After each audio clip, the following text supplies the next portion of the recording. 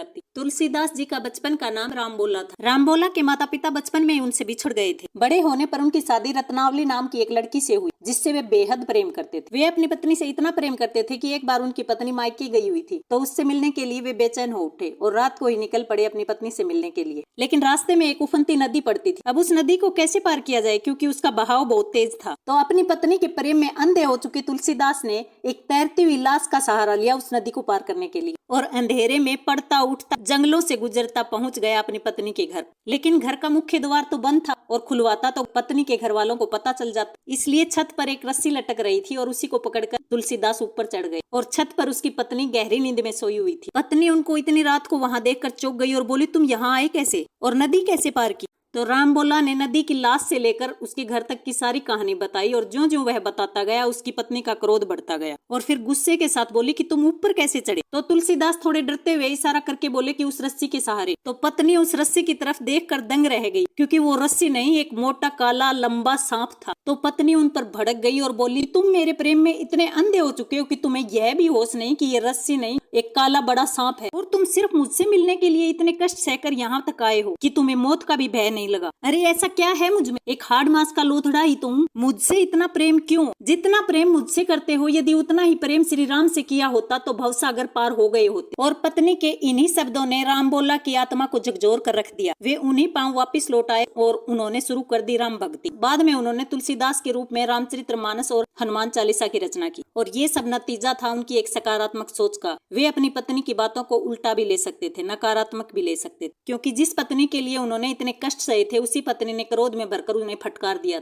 लेकिन उन्होंने अपनी पत्नी के कड़वे शब्दों को सकारात्मक रूप में लिया, और अपना ही नहीं बल्कि दुनिया का नजरिया बदल कर रख दिया।